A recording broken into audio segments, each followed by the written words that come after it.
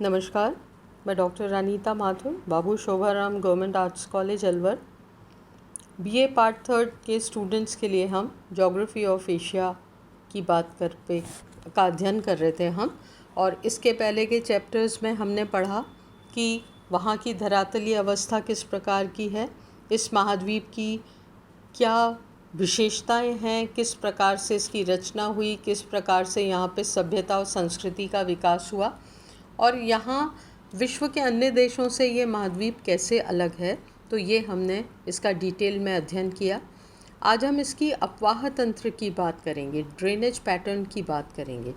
ये drainage pattern क्या है, किसे कहते हैं हम, कि जितना भी जल का प्रवाह है किसी भी महाद्वीप में, जितना भी जल का प्रवाह है उनका क्या पैटर्न है, किस प्रकार से वो नदियाँ वहाँ पर बहती हैं, कहाँ से निकलती हैं, कहाँ गिरती हैं, ये सारा अध्ययन हम करेंगे।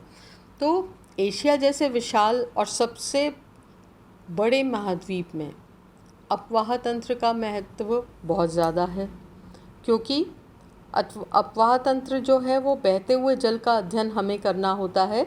और इतने ओवर पॉपुलेटेड जो कॉन्टिनेंट है, सबसे बड़ा, सबसे ज़्यादा जनसंख्या वाला, वहाँ पे अपवाह जो है, वह जितना भी वाटर बॉडीज़ है, जितना भी जल का क्षेत्र है, उसका अपना ही महत्व है, क्योंकि इतनी बड़ी जनसंख्या को पालने के लिए हमें अपवाह तंत्र की स्थिति का अध्ययन करना बहुत आवश्यक होता है।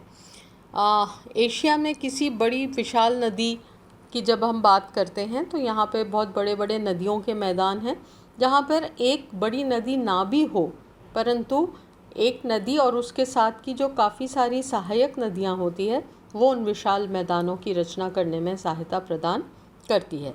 तो इस महाद्वीप की अपवाह प्रणाली की क्या विशेषताएं है कि यहाँ पर उच्च और विशाल पर्वत श्रेणियों से निकलने वाली नदियों के मार्ग में एशिया की ये पर्वत श्रेणियाँ जो हैं वो बाधा नहीं उत्पन्न करती है।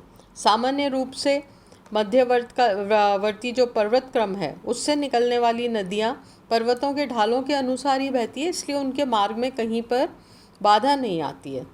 तो एशिया के प्रवाह में प्राचीन और नवीन दोनों प्रवाह मिलते हैं। कठोर और पुरातन चट्टानों से युक्त उत्तर के प्राचीन भूखंडों वाले में बहने वाली नदियों में, जो हमने पहले भी देखा था, जिसमें हमने धरातल का जब अध्ययन किया था तब भी देखा था कि उन क्षेत्रों में ओब, यूनिसी, लीना नदियाँ और इनकी सहायक नदियाँ उस क्षेत्र में हैं, जबकि हिमालय पर्वत से निकलने वाले में वांगहो, यांगटी सिकियांग, गंगा, सिंधु, ब्रह्मपुत्र, इरावदी और अनेक छोटी छोटी नदियाँ हैं। और रोचक बात यह कि दक्षिण के जो भूखंड है, दक्षिण का जो प्राचीनतम भूखंड है, वहाँ पर भी गोदावरी, कृष्णा, कावेरी, नर्मदा, ताप्ती नदियाँ बहती हैं, और वहाँ पर वो अपनी घाटियों का निरंतर गहरी करती जा रही हैं, क्योंकि अपरदन का कार्य काफ़ी अच्छी मात्रा में हो रहा है। दूसरी ओर भारत के विशाल उत्तरी मैदान में गंगा, यमुना, सिंधु नदियाँ हैं और बहुत सारी इनकी सहायक नदियाँ हैं जो इस क्षेत्र में निरंतर कांप मिट्टी बिछाती रहती हैं, और ये क्षेत्र जो हैं वो विश्व के अच्छे उपजाऊ क्षेत्रों में से गिने जाते हैं। एशिया महाद्वीप के 3 ओर महासागर है और अधिकांश नदियां मध्य एशिया के उच्च पर्वत क्रम जो है मध्य वाला या पठारों से निकलती हैं और उत्तर, पूरब, दक्षिण दिशा की ओर प्रवाहित होती हुई प्रशांत महासागर, हिंद महासागर, आर्कटिक महासागर में गिरती हैं।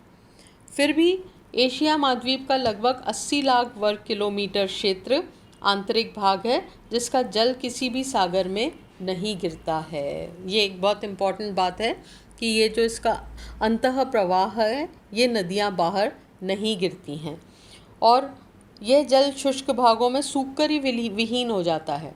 अगर हम भारत में भी देखें तो बहुत सारी नदियाँ ऐसी है जो मात्र वर्षा काल में एक्टिव होती हैं और बाद में वो अपने आप ही सूख जाती हैं। तो ये अब इनका अंत किसी महासागर में जाकर नहीं होता है, वरन स्थानीय परिस्थितियों में, स्थानीय शुष्क परिस्थितियों में ही ये नदियाँ जो है वो विलुप्त हो जाती हैं, समाप्त हो जाती हैं। इस आंतरिक प्रवाह का संबंध और मध्य एशिया में मिलने वाले आंतरिक सागर और झीलों से अवश्य है और इसका बहुत ज़्यादा आर्थिक महत्व नहीं होता, बहुत डिपेंडेबल नहीं होती ये सारे वाटर रिसोर्सेज। अगर हम मोटे तौर पे देखें तो हम एशिया के अपवाह को 5 भागों में बांट सकते हैं। पहला हम कहते हैं प्रशांत महासागरीय अपवाह क्षेत्र, हिंद महासागरीय अपवाह क्षेत्र, आर्कटिक महासागरीय अपवाह क्षेत्र। ये तो वो हैं जो समुद्र से रिलेटेड हैं, जो समुद्र में गिरती हैं नदियाँ। इसके अतिरिक्त आंतरिक प्रवाह क्षेत्र और भूमध्य सागरीय प्रवाह क्षेत्र, इसका भी अस्तित्व इस क्षेत्र में दिखता है। अब अगर आपको ये सारा चैप्टर अच्छे से समझना है तो बेटर तरीका ये होगा, आप आपके सामने एक मानचित्र खोल के रखिए, ताकि मानचित्र में आपको एकदम क्लियरली समझ में आने लग जाएगा कि हम किस क्षेत्र की बात कर रहे हैं, किस नदी की बात कर रहे हैं, और वो चीज़ एकदम से आपके दिमाग में बैठ जाएगी। तो सबसे पहले हम बात करते हैं प्रशांत महासागरीय अपवाह क्षेत्र की। इस क्षेत्र में जो नदियां बहती हैं वो मुख्य रूप से मध्य एशिया का जो पर्वत क्रम है, जो अपना पामीर की गांठ से निकलता हुआ पर्वत क्रम है, उस उच्च विशाल पर्वतीय श्रेणियों से निकलकर पूरब की हुई ओर बहती हैं और प्रशांत महासागर में गिरती हैं।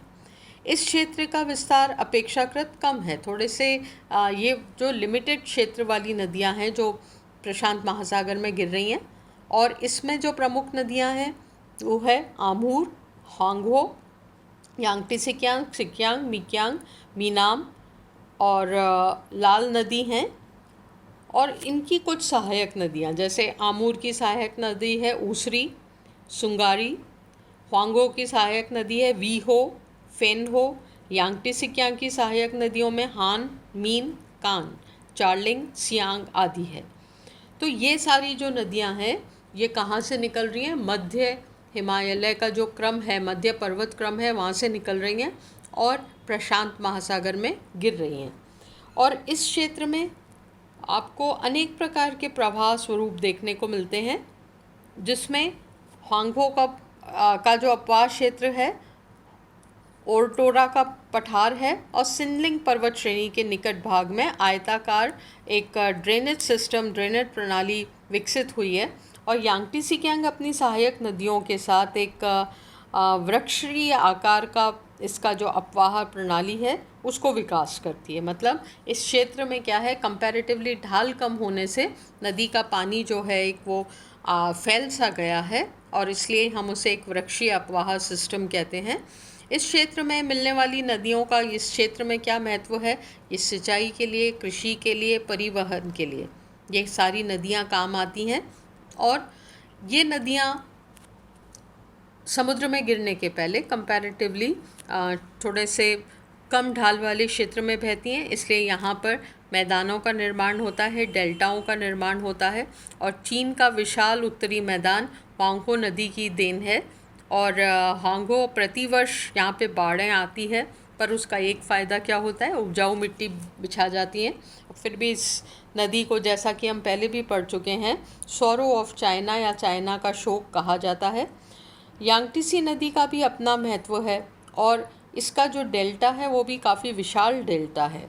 इस क्षेत्र की ये सबसे लंबी नदी है, और यह नदी अपने मुहाने के आसपास निरंतर मिट्टी जमा करती है, और इसीलिए इसका डेल्टा जो है वो बहुत विशाल है और बहुत अच्छी अवस्था में पाया जाता है। तो ये जो हमने आज नदियों के बारे में पढ़ा, ये नदियाँ कौन सी हैं जो कि मध्य पर्वत क्रम से निकलकर और प्रशांत महासागर में गिरती है। ये नदियाँ पर्वतों से निकलने के बाद कंपैरेटिवली कम ढाल वाले क्षेत्रों में बहती है, इसलिए इसकी शाखाएं फैल जाती हैं, विशाल मैदान की रचना करती हैं, विशाल डेल्टा की रचना करती हैं। तो ये आप एक मानचित्र लीजिए और उस मानचित्र के ऊपर इन सभी नदियों को मार्क कीजिए। उससे क्या होगा कि आपको एकदम से समझ में आ जाएगा कि ये कहाँ से निकल रही है, कहाँ बहती हुई कौन से महासागर में गिर रही है। तो हमें इस पे लिखने में भी हमें बहुत सहूलियत रहेगी, बहुत आसानी रहेगी। फिर हम बात करते हैं हिंद महासागरीय अपवाह क्षेत्र की। ये जो हिंद महासागरीय अपवाह क्षेत्र है, ये पश्चिम में दजला फरात नदियों के उद्गम स्थल से पूर्व में मलेशिया तक फैला हुआ है। आप अगर मानचित्र में हिंद महासागर की स्थिति देखेंगे तो आपको समझ में आ जाएगा कि अगर आप देखेंगे तो ये दज़ला फरात नदियों की लोकेशन देखिए, वहाँ से लेकर मलेशिया तक हम ये मानते हैं एशिया का जो पूरा दक्षिणी हिस्सा है वहाँ पर ये फैला हुआ है। और इस अपवाह क्षेत्र में दज़ला, फरात, सिंधु, गंगा, ब्रह्मपुत्र और इरावदी नदियाँ मेन रूप से बहती हैं। इसके अतिरिक्त साल्वीन, चिंदवीन, गोदावरी, नर्मदा, ताप्ती, कृष्णा, कावेरी, महानदी ये प्रमुख नदियां हैं जो इसके हिंद महासागर में गिरती हैं। इस अपवाह क्षेत्र की सबसे महत्वपूर्ण विशेषता क्या है कि यहाँ पर रिवर कैप्चर के अनेक उदाहरण मिलते हैं। रिवर कैप्चर क्या होता है? नदी का अपहरण हो जाता है या कुछ समय के लिए, कुछ क्षेत्र के लिए वो नदी गायब हो जाती है। इरावदी और सिंधु नदी इसके सबसे बड़े उदाहरण हैं। प्राचीन काल में दक्षिण घाटी में बहने वाली नदी का सिंधु नदी ने अपहरण किया था। इस प्रकार से नदी अपहरण के अनेक चिन्ह आज भी हिमालय के पर्वत पर दिखाई देते हैं। हिमालय पर्वत के क्षेत्र में भारत के दक्षिणीय प्रायद्वीप पर बहने वाली नदियों में मार्ग परिवर्तन की अपेक्षा अपनी घाटियों को गहरा करने में लगी हुई हैं। इस प्रकार इन घाटियों का जो अपवाह प्रणाली है, जो अपवाह का जो पैटर्न है, वो पूर्वोत्पन्न रूप में है। इस क्षेत्र में जो नदियाँ बहती हैं वो कृषि सिंचाई की दृष्टि से महत्वपूर्ण है। गंगा और सिंधु का मैदान, जैसा कि हम पहले भी देख चुके हैं, विश्व के उपजाऊ क्षेत्रों में से एक है।